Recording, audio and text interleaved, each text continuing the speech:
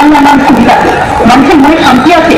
সন্ধ্যাবেলায় মানুষ মারাতে যায়, যাত্রা শুনতে যায়, নাটক শুনতে যায়, গান শুনতে যায়, ভোট পার্বণ করে, পিঠে পুরি খায়। আর সিপিএমের আমলে ভয়ে বিভিন্ন তৈরি হবে, কখন হারমাদরা আসবে আর তখন করে মিলিয়ে চলে যাবে।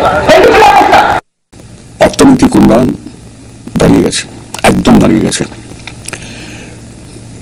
গ্রামে শহরে কৃষি, শিল্প, যোগাযোগ ব্যবস্থা, বিদ্যুৎ, রাস্তাঘাট প্রায় 2 বছর হতে চলল,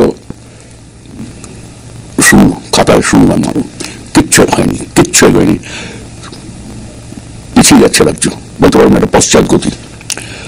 গ্রামে পাড়ায় পাড়ায় সাধারণ মানুষ ভীত, আতঙ্কিত, বিশেষ করে মেয়েরা, স্কুলের মেয়েরা থেকে আরম্ভ করে যারা চাকরি বাকরি করতে যান সেই সব মহিলারা বা গৃহবধূ, আতঙ্ক ছড়িয়ে গেছে সব জায়গায়, যখন যা ইচ্ছা হয়ে যেতে পারে। শুধু কলকাতা শহরে আমি বলছি না, মফস্বলে জেলাতে কোনো জায়গায় শান্তি নেই।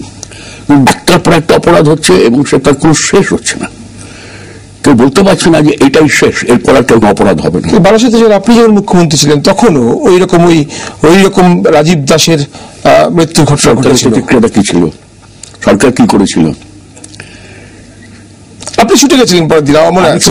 গ্রেপ্তার হয়েছিল কিনা অপরাধী, এবং অপরাধকে অপরাধ বলে মানা হয়েছিল কিনা, এবং গ্রেপ্তার হয়েছিল কিনা, এবং বিচার শুরু হয়ে গেছে কিনা। সরকারের প্রতিক্রিয়া, আপনি পার্সিটি বলুন, বারাসাতে বলুন, যেখানে বলুন, কাটোয়ায় বলুন, সরকারের অনুভবটা, সরকারের প্রতিক্রিয়াটা খুব ইম্পর্টেন্ট। সমাজের মধ্যে যেগুলো অপরাধবোধের জন্ম নিচ্ছে তার সবটা হয়তো নিয়ন্ত্রণ রাজ্য সরকারের হাতে নেই। অর্থনীতি খারাপ হচ্ছে, কাঁচা টাকা উঠছে চারপাশে, এখানে অপরাধের ব্যাপারটা বাড়ছে। কিন্তু সরকারের ভূমিকাটা কি, এটা খুব ইম্পর্টেন্ট। সরকারের প্রতিক্রিয়াটা কি? বামতলায় সে অপরাধ করার পর কোর্ট আনকোর্ট জ্যোতিবাবুর কথাটা চললো কয়েক বছর, কিন্তু বামতলায় সেই অপরাধীদের এখন অবস্থাটা কি? সব যাবজ্জীবন কারাদণ্ড হচ্ছে, কাটছে। কিন্তু সেই অবস্থানটা সরকারের এখানে দেখা যাচ্ছে না। সেই পার্ক স্ট্রিট থেকে আরম্ভ করে কাটোয়া, যে কোনো জায়গায় হয় অস্বীকার করা, হয়নি, সাধারণ ঘটনা, এর থেকে মেসেজটা চলায় কি যাচ্ছে, পুলিশের কাছে বার্তাটা কি যাচ্ছে, ও ঠিক আছে।